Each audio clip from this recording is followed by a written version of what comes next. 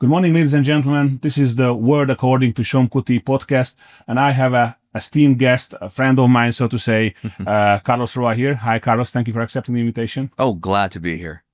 Carlos is a visiting fellow at Danube Institute. He is a director of Keystone Initiative and also an associate Washington fellow at the Institute of Peace and Diplomacy. The reason why we're here is that you have a very interesting idea regarding, how should I say, the change of the global world order. And one of the underlying effects of these changes, basically economy. And we have heard a lot about the Belt and Road Initiative of the Chinese, but there are other powers striving or interested in changing the contemporary, how should I say, way which trade is made. And this idea is the Golden Road. What can you tell us about it? And it's a historical concept, basically. So what can you tell us about the roots of this concept?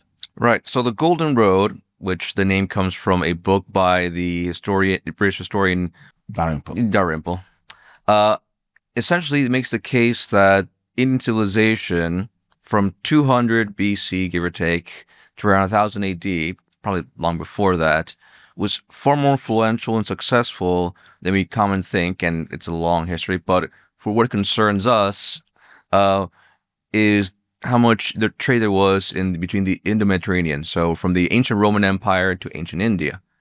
The Romans, in particular, after taking Egypt, made much use of this trade because Roman ladies loved silk, gems, etc. And of course, but this trade was very important because the taxes and revenue, from the trade at one point financed a third of the entire empire. So this was very significant. This plus the trade, it survived the fall of the Roman Empire, but it also enabled the transmission of various ideas and cultural influences. Like what we call Arab numerals, modern mathematics, was originally an Indian invention. The concept of zero was actually Indian and has some Buddhist elements of nothingness.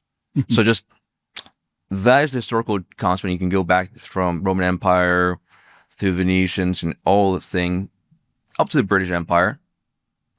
The Cold War and the Suez Crisis kind of really killed the Indo-Mediterranean trade for a good long while.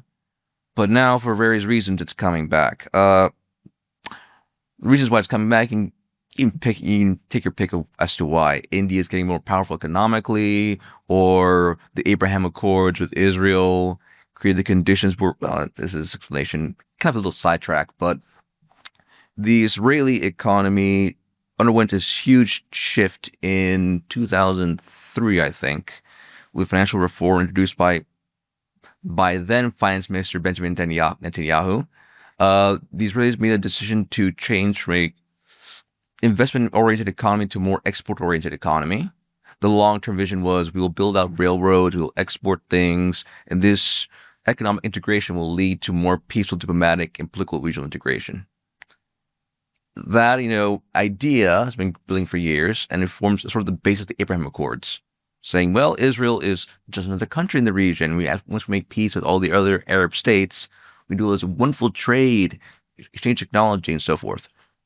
So this, plus the India rising, plus the United States realizing it's in relative decline, China and others, and needs to readjust its position, pull back from here and there, made it realize, well, if we need to pull back from various theaters, including the Middle East, the best thing we can do is enable burden sharing. So let's grab the Europeans, the Israelis, the Arab Gulf states, and India and say, hey, you all have a common interest.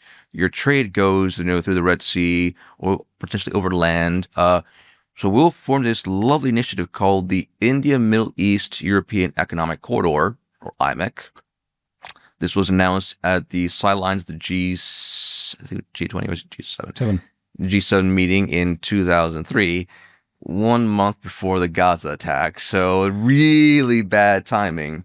But the initiative is still there, and all countries involved have an incentive to make this happen. So it's been progressing slowly. I wrote the article saying, no, this is not IMEC, which is a horrible G20 communique name. It's who wants to use an acronym, just saying, no, this is the new Golden Road based off of the old Golden Road. I see. Basically, this concept is using the strength of the Indian economy. And basically, a very few people talk, and I don't know why they don't talk about India's rise as an economic power. So we also always speak about China, but there's a very similar country, not that well organized, not that well centralized. That's probably why they don't talk about it. Yeah, but it's still a huge country. It'll be the third largest GDP country by GDP by 2030. It's growing. So this is a huge economic possibility, and still nobody talks about the way to improve this kind of trade and the way to have a more balanced trade approach to anything. Basically, this will underline India's role in the international system. What kind of other changes will it bring? What do you think? And how can we facilitate that this kind of multifaceted approach to trade can become stronger and can become more viable? Well, look, I think in order to answer this, we need to dovetail into my American sphere doctrine concept. So let's start with that. I want to ask later. It's better do it now because this feeds into this. That essentially is arguing that since the U.S. is in relative decline and Washington has realized, even during the Biden admin, even before that, but they're charged now with the Trump administration, that we need to reallocate resources, to what we can actually handle. So the Biden admin did some initial steps towards that, but didn't really fully commit. The Trump admin is doing the opposite. They're going at it with gusto. Essentially, in my view, this strategy is composed of three elements. First, any periphery engagements that cannot be sustained or not realistic need to be abandoned. So the idea of we'll bring Georgia and Armenia, which are the Russian sphere of influence, into the Euro-Atlantic sphere, that's not going to happen. So you have some people who are still protesting in Tbilisi. No, we can be a part of the EU. Guys, that's not going to happen. The U.S. support cannot back that all the way. We'd like to, but be realistic. Same thing with Ukraine, the realization that the Americans will not go all the way balls to the wall to integrate Ukraine into the Euro-Atlantic sphere. Despite what's being said, we will not let them into NATO because that's a step too far. European Union, probably not. We can consider market effects and so on and so forth. Even potentially Taiwan is starting to realize the Americans may not be willing to go to full war over Taiwan. So, and there are other examples, but it's the slow realization that any periphery engagements the United States will not commit fully to are being slowly backed away. The second element is burden sharing, like with IMEC, is saying, you partner countries, we can't be here, but you also have strong economies, resources, so team together and together we'll lower the scale of our involvement, but we'll still be present. But together, you still maintain the same security front. So this means a renewed NATO in Europe, though the Americans are saying, you had your chance with 2% GDP, now we want 5% GDP. You'll probably do 3% because countries are countries. So NATO in Europe, Indo-Mediterranean, right now it's IMEC, it's a commercial side, but eventually there'll probably be a security aspect. In the Indo-Pacific, we have AUKUS, the Quad, so on and so forth. The third element is a focus on the Western Hemisphere, because that is where America's priorities lie. And generally, when there is great power competition, historically, the United States focuses on its own hemisphere and warm-to-warm water port relations. So we've seen some hints of this. Trump saying, well, we want to take Greenland, or we want to secure the Panama Canal, no Chinese influence, or we'll take Canada. Or even we'll declare the Gulf of Mexico to be the Gulf of America. It's a vanity, it sounds silly, but it sends the message up, saying, this is our hemisphere, this is ours, this Gulf is ours, etc., etc. And in a very blunt way conveys, we're reasserting Monroe Doctrine with some expansion, how far it goes. That's the foreign policy side. The economic side, which is what's the news right now with all the tariffs and so forth, is the United States declaring that the neoliberal free trade era is over. That's done, because it resulted in a lot of deindustrialization, jobs being lost, and I can go on another hour on the domestic political effects of that. The U.S. essentially has three demands on that. One, balanced trade, which Trump is pursuing with gusto, shall we say, quite literally total balanced trade. 2, reindustrialization for security. We've had the chairman of the U.S. Council of Economic Advisors just 3 days ago, the Hudson Institute, say, if you want to continue U.S. backing, you can do one of these 5 things. One which is, build factories in the United States. So you can imagine like a deal in the future saying, oh, what? You miss our security, our guarantees because we're no longer the world policeman, but we would love to guarantee your, security country. But we have this small problem. We need another factory. We committed the funds to that. So if only there was some money available to build that factory and that freed it up, we could then guarantee security and put money into building this ship or whatever. If only that were available. So arrangements like that are probably going to happen in the future. A good test case of that is the Nippon Steel, which wants to acquire U.S. Steel, because the Japanese say, no, the Americans get sore because it's U.S. Steel being bought out. It's an American icon, but the Japanese say, no, we want to just buy the company, refurbish your plants, and make it more efficient as a united front against the Chinese. Yeah, and that brings me to the third trade economic element, which is keep China out of the emerging, shall we say, Western economic bloc. So common trade tariff policies or restrictions on investment from outside the bloc, common immigration policies, crack down on criminal elements, so on and so forth.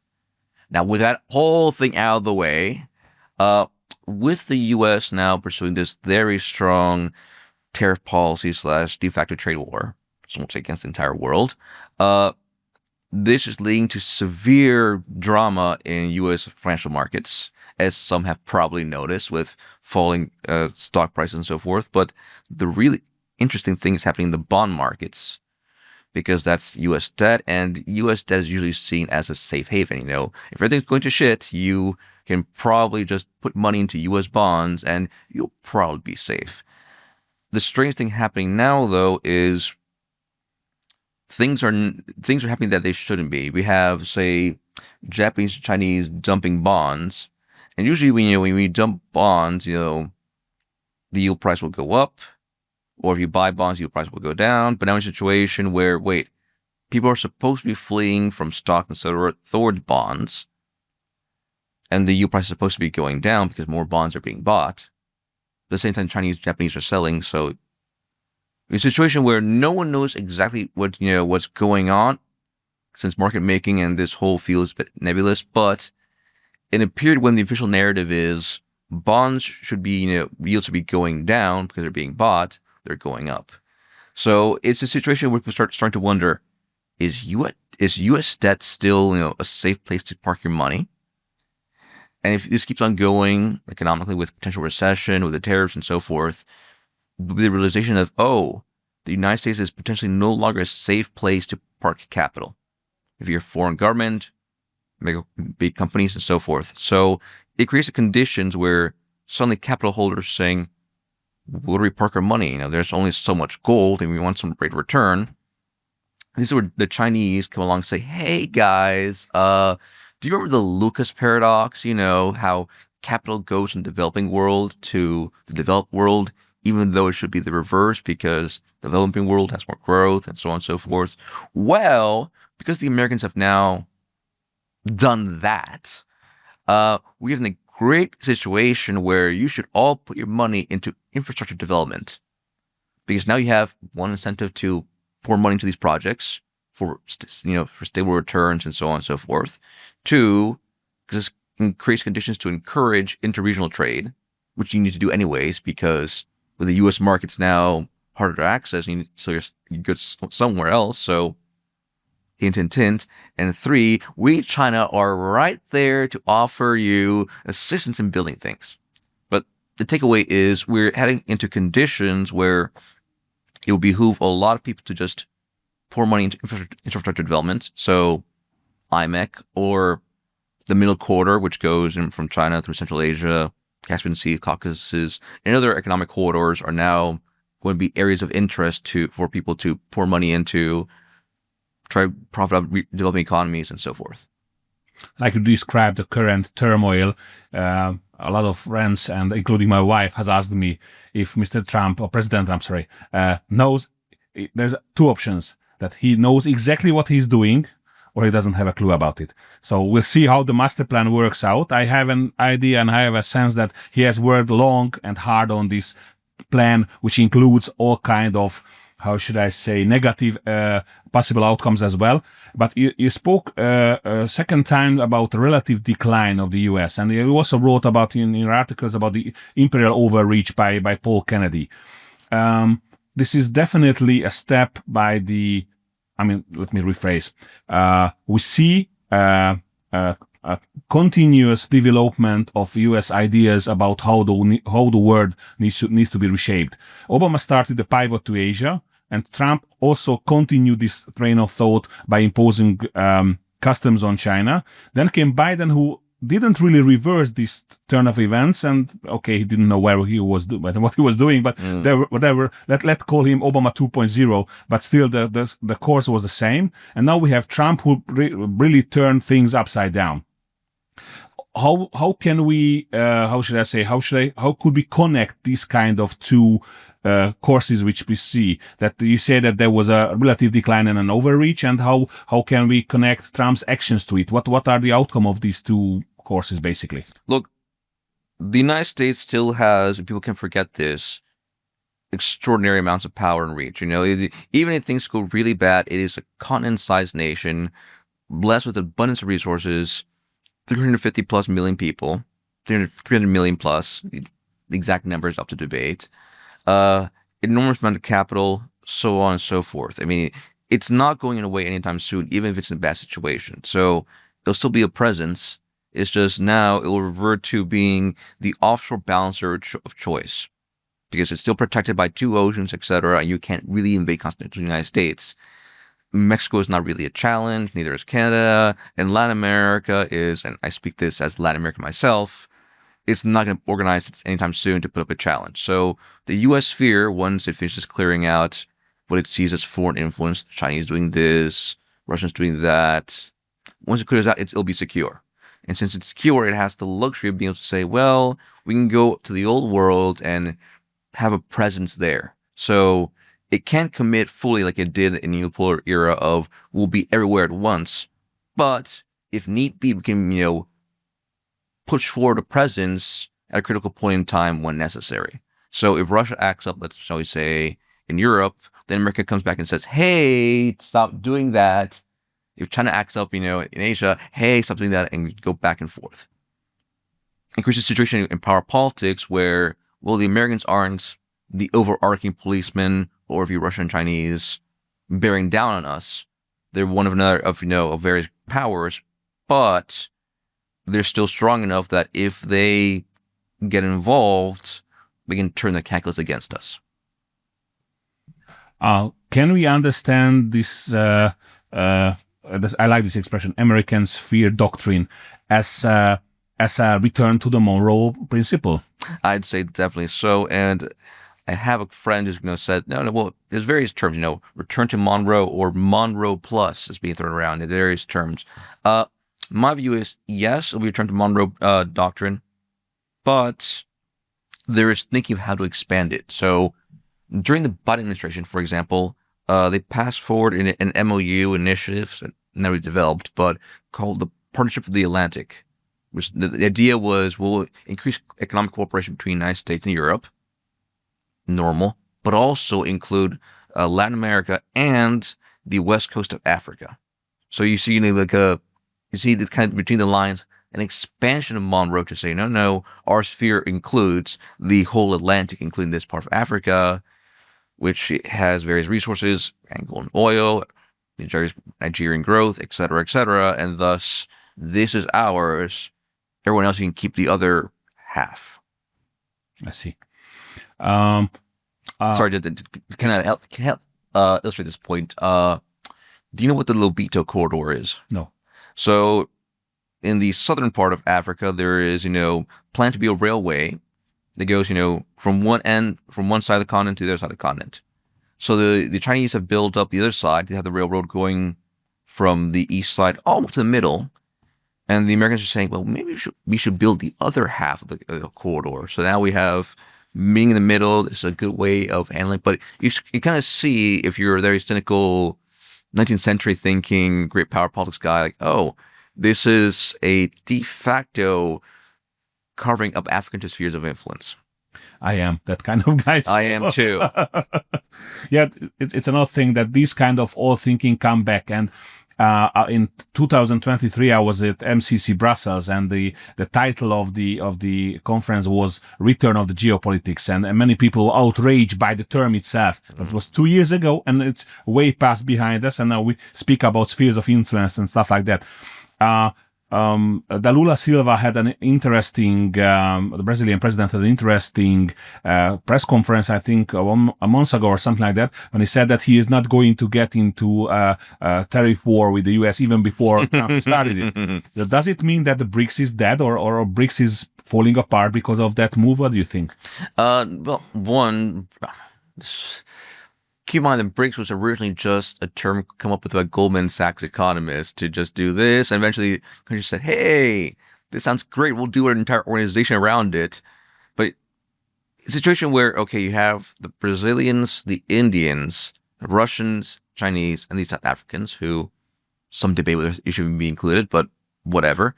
The Americans trying to peel away the Indians. The Brazilians fall within the American sphere, so how much influence there'll be there, up to question. So even there, it's not really united. It's not possible, but so it's not falling apart, but it's not really advancing. And the only way they could really advance is if they tightened up, have some more common economic policy, monetary policy, and so forth, which is try getting China, Russia, Brazil, and India to agree upon these things. I don't see it happening quite yet. Okay. When we speak about international politics, then always an aspect which is rarely spoken about, and this is the question of soft power. Mm-hmm. And in my opinion, though I still say that even against the transgressions of the Biden government, Western democracy, Western-style democracy is better for us in Europe than any other possible, how should I say, alternatives. But in the case of attachment and acceptance of these kind of ideas, what do you think that the recent steps, and including Biden's rule, which could be reverted in the case of an election, has American soft power weakened by these kind of very harsh actions, both by Biden and Trump? Potentially, yes. Though I kind of first, when we say soft power, people just think it's ideological influence. It's more than that. It's also cultural influence. So yes, there is some decline, but we're still living in a world where we're speaking English, where we're doing podcasts, which is a very American concept. Let's be honest. Where there's still, I have some objections. Hollywood movies, American music, etc., are a dominant cultural force. I'm not talking about this kind of idea that will be dominating for a long time, because I don't see any Chinese, Russian, Indian or other influence. How should I say? Matching. Yeah, edging. They're growing strong, and I keep an eye on these things, but it still has years to work against the dominant American cultural hegemony. I'm really talking about the diplomatic, how should I say, drive. So when Brazil, for example, has made several steps away from American sort of most of things, and this is a sort of race where to go to, and like you said, that there's probably not going to be a military challenge to the US from Latin America, but the ideological form of government challenge. Yeah, but this is also not an easy thing. Think of Jair Bolsonaro. He was widely supported by Trump, and he only had, I think, 1 or 2 terms, and then the Brazilians elected Da Silva Lula again. So even though he was in prison before, I don't think a military action, a U.S. military action, will be there. So regime changes can be done, but this also will cause a lot of stir in the societies. So what can be the offer for like countries like Brazil? I'm not talking about Colombia and stuff like that. I'm talking about big countries like Argentina or Brazil, for example. There's various ways to unpack this. I'm trying to think how to do this. There are 3 things to keep in mind here, and 3 separate, but I think interlocking points. First is the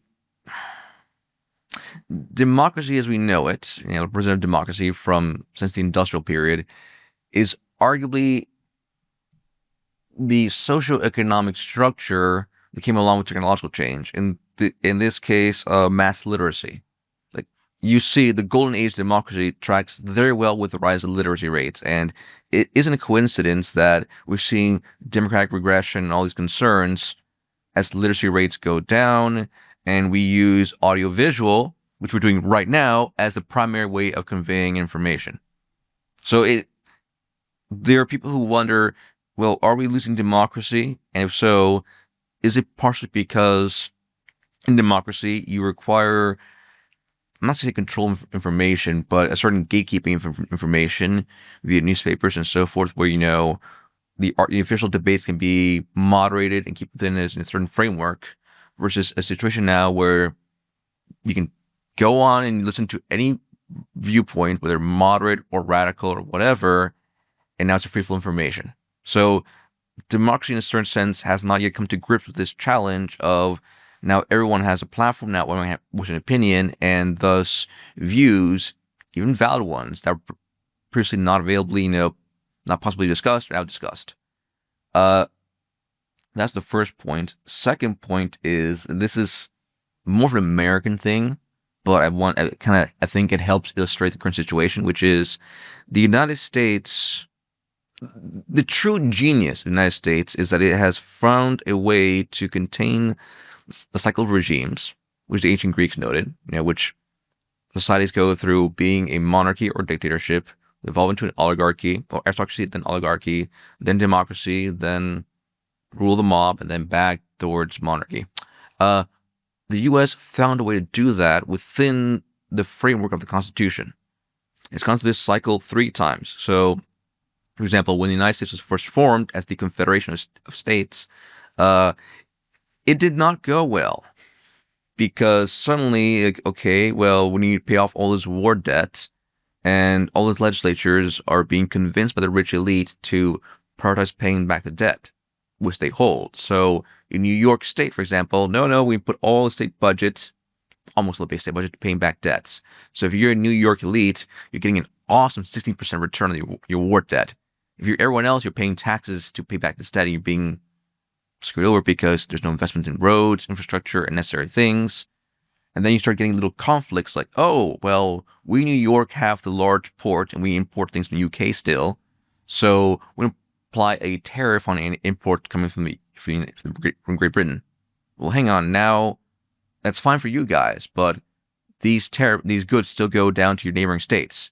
So now you're getting revenue that they should be getting as well. You're not sharing. So this creates a situation where New Jersey said, well, we'll tariff you back. Well, you can't do that. And they start arguing back and forth. And, well, we won't take any more goods from New York at all until this is solved.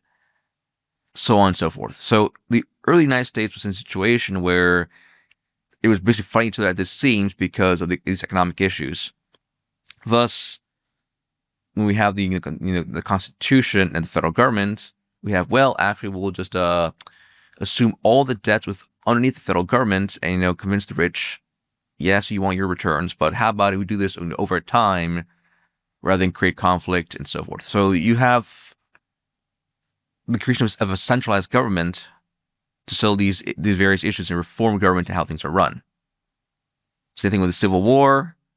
We have Lincoln's Lincoln administration say, well, yes, we have the war with slavery, but this was partially caused because the South didn't industrialize, as various economic inequality.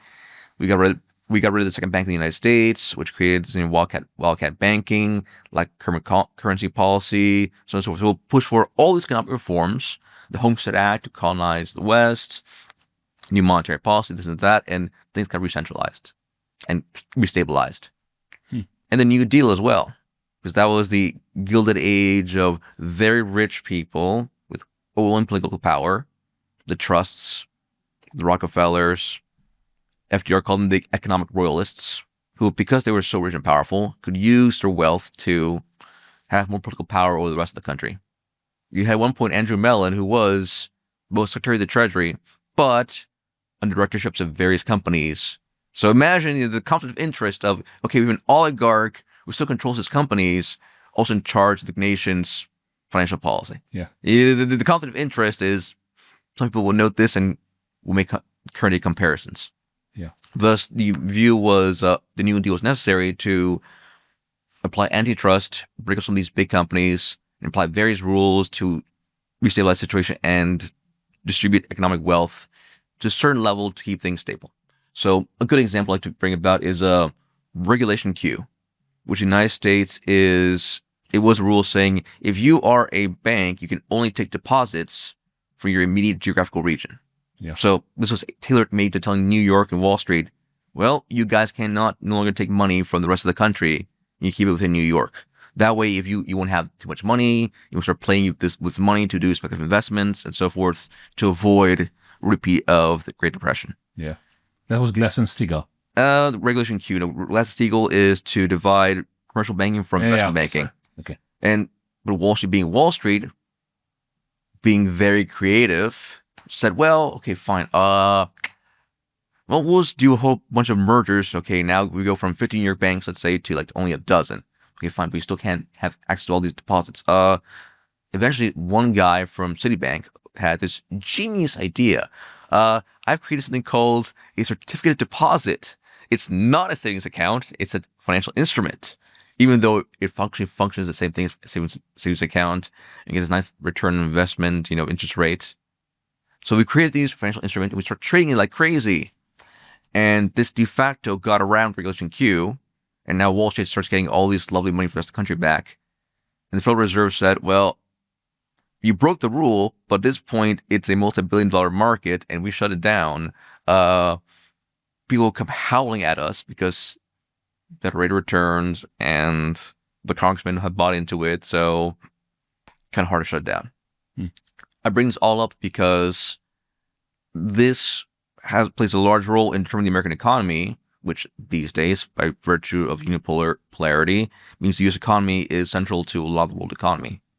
So when we have a situation where we have a lot of elites, financial elites, with disproportionate power over the economy, and they often use this to do regulatory capture and dictate policies, leading to more financialization, speculation. Offshore jobs pursuing highest rate of return at the cost of domestic jobs, industry, and so forth. That's like the conditions for populism, which led to Trump, which leads to the current trade conflict. Now apply this same dynamic, not exactly this, not probably the same, the same general conditions to the rest of the world. You start seeing, well, if you want a democratic government, this means de facto you need to have an empowered middle class with sufficient economic wealth.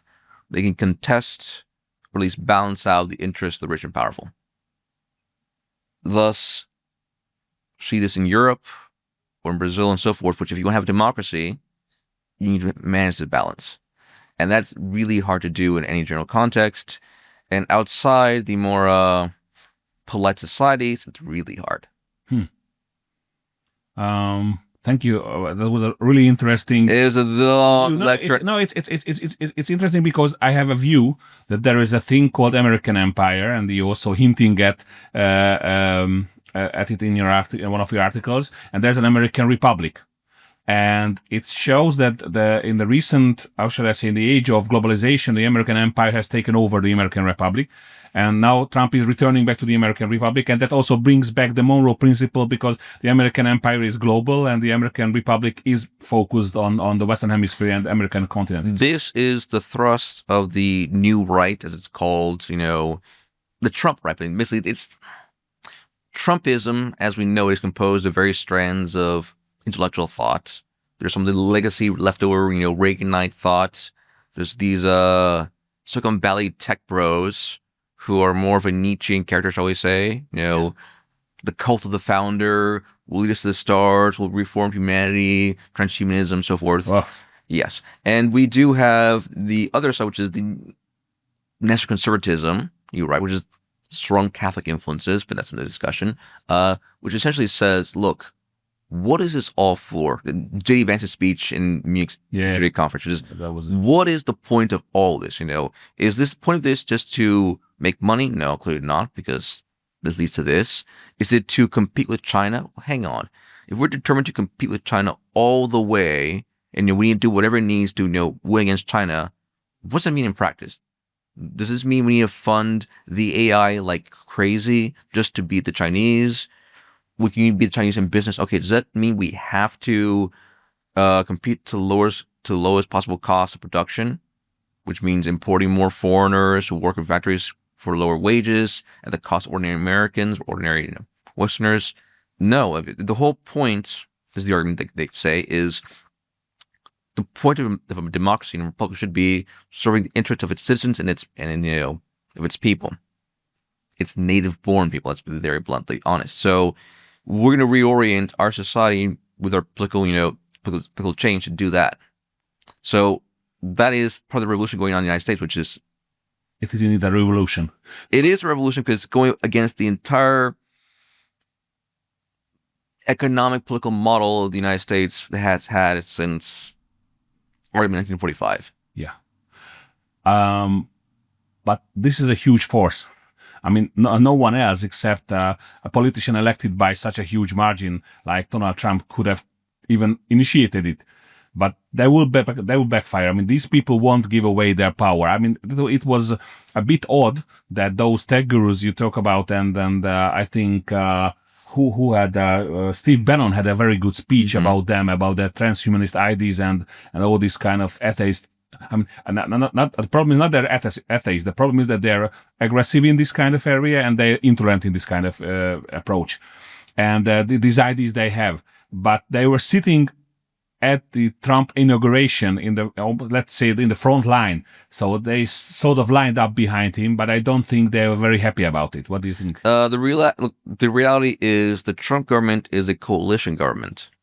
Yes, there's one party, but it's various factions. So we have the leftover, old guard GOP that survived, shall we say, the new conservatives being shorn out. So we still have the Susie Wiles, the various representatives from think tanks, etc., and the old party apparatus. We have the tech guys, Elon Musk, Doge, the Peter Thiel network, Palantir, Anduril, all these various representatives, and various other, Jeff Bezos, Jeff Zuckerberg, so forth. They all. This is not a organized, shall we say, faction, but they share the same common interests in terms of economic policy, finance, police, antitrust doesn't break us up, so on and so forth, and a general sense of where they want the country to go. And then we have the new right, which in and of itself is various strands. We have the Catholic, Trad-Caths, and various things like that with the post-liberals. We have people who are more obsessed with economic and industrial policy, so on and so forth. So we see one government, but it's actually various factions composed of sub-factions. That's also interesting thing that, we grew up in nation states, and especially in a small country like Hungary, we think that an elected government is this way or the other representing the will of the people and representing the interest of the whole country. And whenever I speak with American experts, and in some cases, unfortunately, they were private discussions, but now we have an open discussion finally, that what you say is underlying the thing that I was told, and that was quite shocking to me, that there's no unified and centrally enforced American foreign policy. Yeah. There are various groups of interest people, and it should be normal. I mean, normal groups like tech companies, weapon makers, producers, what are those? Pharma companies and stuff like that, who are vying for influence. This kind of how should I say the road with the U.S. foreign policy is taking. Is it true? Well, there's two ways to answer this. First is, in a country, the size and scale, and just it's your thing. You have a lot of competing interests saying we should do this, we should do that, etc., which will then say, well, we'll go to the imperial capital, Washington, D.C., and lobby for our interests. So you have how many congressmen, how many committees, how many senators, which need to deal with various lobbies, trade associations, think tanks, and so on and so forth. So it is a wonderful, constant battle royale for influence, which goes a lot of money. And the second aspect is on the topic of empire. Once you have an empire, you have an incentive to care about what happens, outside the metropole, say the United States. But at the same time, people outside the United States have an interest in making sure imperial policy in the capital goes, a certain way. So a good way to put it is, think the ancient Roman Empire. And ancient Roman Empire takes Judea. Okay, great. You have the Roman Empire that controls Judea. You have tax money, etc. The problem is now you need to care about what happens in Judea. So it means you need to care about Jewish politics and their one weird god compared to your many cool Roman gods, and what happens there. But now the Judeans have an interest in what happens in Rome. So have you ever seen the HBO series Rome? Yes. So you've seen the episode where Herod Tetrarch Galilee goes to Rome, goes to meet with Mark Antony and says, "Okay, so I have a deal for you. Help me become king of the Jews, and I will make sure they stay in line. It won't cost you trouble. We'll give you tax revenue, and a side benefit, I will give you a gift of 20,000 tons of gold." This is the point, which is once you have this imperial dynamic, you have elites of all the other countries who come to imperial capital and say, "Hey, please prioritize my interests, which are totally the interest of the empire, and I'll help you convince you this will be in your benefit as well." Yeah, that's the way things were, and that's why sometimes it's. I have to state it again. Ethically and legally, of course, there's a problem with the whole process, but that's the way things work. That they must be done somehow. These kind of businesses. Going back to the empire, recently I made a video about that. We'll soon see an SPQR, Senatus Populusque Romanum, replaced by SPQA, Senatus and Populusque Americanum, or Americanorum. Why is that, how should I say, image that the US is not an empire, rather a symbol? How it even came to life, and why is it changing now? What changed in the meantime? Well, it's the United States and its cultural DNA, even before its founding, has contradiction, which is the United States wants to be a country that's separate from the old world. This is a place where you come, we're a republic, not an empire. We do not want to be an empire, etc. We just want to live our own lives. At the same time, though, there's an inherent missionary impulse in the United States. Even before its formal founding, we had preachers in colonial America saying, no, this is the new Jerusalem, and we shall go forth to liberate the old Jerusalem and do this and this and this. So this is the inherent contradiction of the United States, which is, yes, we want to do our own thing, but because we are so well off by virtue, except for the old world, natural wealth, etc., we want to go forth and liberate the old. And this strain of thought plays into foreign policy because the same roots are there. And it goes all the way. So when you hear of Martin Luther King saying, the threat to, justice anywhere is a threat to justice everywhere, apply that same impulse towards foreign policy under, the Obama or any Democratic administration, and sometimes Republican administrations. You see this, during the War on Terror. Yeah. Clearly, there's this Taliban, and they're a threat to freedom and democracy in Afghanistan, therefore the threat to everywhere, so on and so forth. Yeah. Or with Russia, because if these Russian imperialists are a threat to democracy and freedom in Eastern Europe, they're a threat to democracy everywhere. Thus, we need to go forward and destroy them.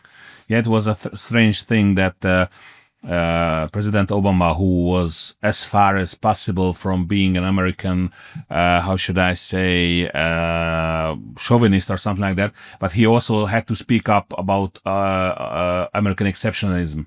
So it was an interesting thing, and that also brought the dualist side of the US. Going back to our, so to say, business, you have your own initiative, or you have an initiative which is basically more or less connected to the idea of the Golden Road. Yeah, so that's the Keystone Initiative. So what brought me to Hungary originally was, you've probably seen Balázs Orbán's book, The Hussar Cut, so forth. And in it, he talks about Hungary as a Keystone State. I originally wrote the article in 2022 on Hungary's prospects as a Keystone State. Wow.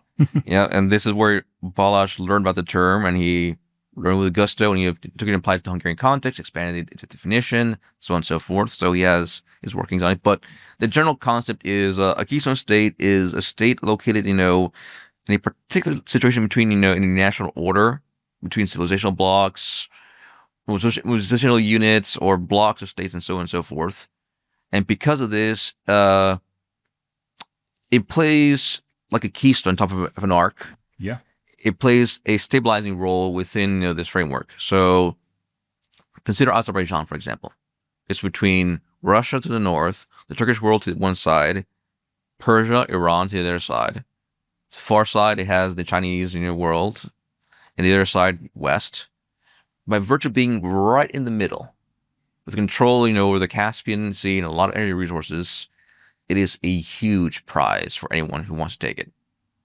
But if any side were to ever take it, that side would have a lot of influence and power over the rest. So a keystone state has to remain neutral and is in a key position to just say, no, we will take no sides, we'll balance between powers, and this will lend regional order to the whole thing. Consider Ukraine as an example of a failed one, because Ukraine's ideal role would have been, we have ties with Russia, civilizational, historical, cultural, that's what they want to deny or whatever. But at the same time, we face towards Europe. If we go to any one side, the other will become very concerned. So we shall have a neutral foreign policy, be a bridge to both sides, and maintain like that. That would have been, I'd say, the ideal role, but the sensible role to maintain regional order. Because it didn't, we have the current chaos. So the Keystone Initiative, which reforms in Danube, the whole thing is saying, look, Hungary, given Ukraine's situation, has in particular potential to be the keystone state of the Danube region, etc.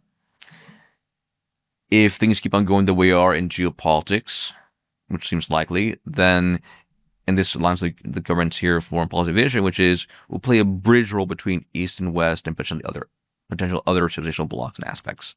So the initiative is focusing, saying, okay, let's take that as word. How can we do this without causing feathers to be ruffled?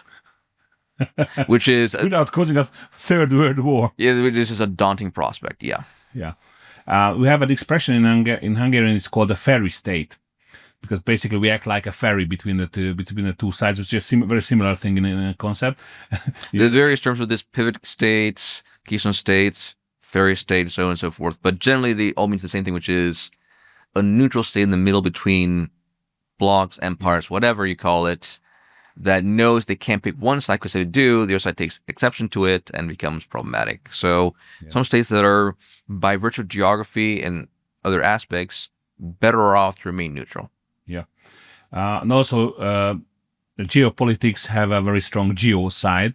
And the mountains of the Carpathians also show a path. And I had a recent discussion about military experts, how significant or less significant role do these kind of geographical objects play in the modern age of warfare. And I said, okay, even though you can fly over a 2,000, 3,000 meter high mountain, you still have to cross the supply somehow. This is the lesson in the Ukraine war, which is, you remember at the beginning of the war, the Russians tried to land, troops in Kiev airport, etc. Edward Luttwak had a great article on this, which basically said that both the Americans and the Russians fell prey to this, idea of a fourth generation warfare, hyper warfare. It will all be digital. We'll all have, this advanced network, etc., etc., etc. And they all forgot, like, at the end of the day, war is war. You depend upon some guys with guns to take and hold secure objectives. So yes, we can have drone warfare, we can have all these amazing things, but you need some guys to cross the mountains, hold the mountains, and then on so forth. Yeah, at the end of the day, you still need boots on the ground. Yeah. Yeah.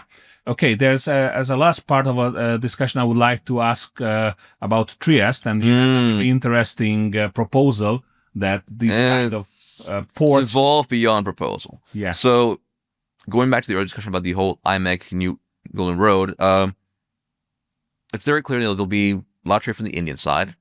They have Mumbai as their main port, financial capital. But there'll also be various other ports. Here's the Middle East. There's Dubai, so Abu Dhabi, so on and so forth.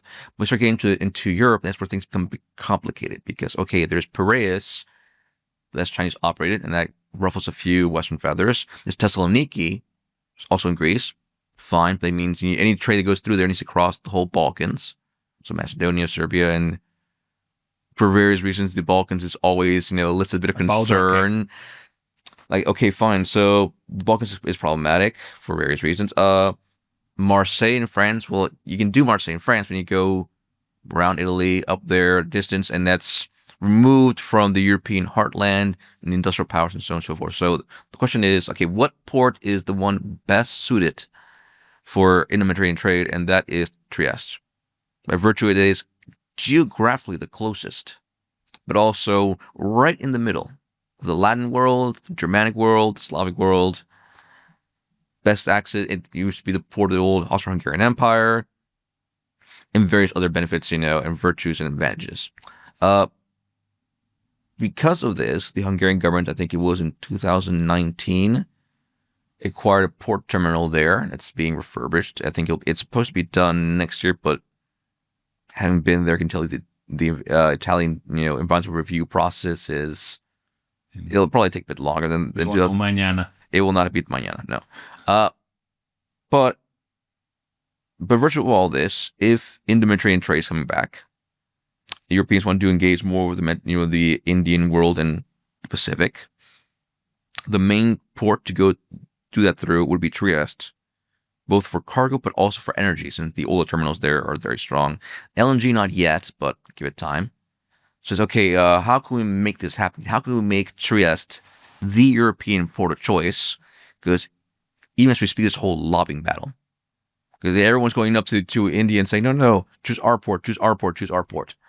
I started going there in April, or I think it was April, May of last year. And with a colleague, Carlos Roa, former USAID, etc. Kind of ethnically Indian, but he's like a Wyoming cowboy, but literally with the hat, the axe, and the whole thing. So, America being America. We went there and we've helped put together an association called the Trieste Summit Association, and the vision is, look, Triestean businesses, of which there are a bunch. Francesco Parisi, which is like the oldest business in town since 18 or something or other. One of the city's big law firms, the Free Forwarding Association, etc., and a bunch of others, say they should get together to lobby for Trieste in terms of both, in India as the key destination terminus for the New Golden Road, but also within Europe saying we're the most sensible port with greater access and so on and so forth.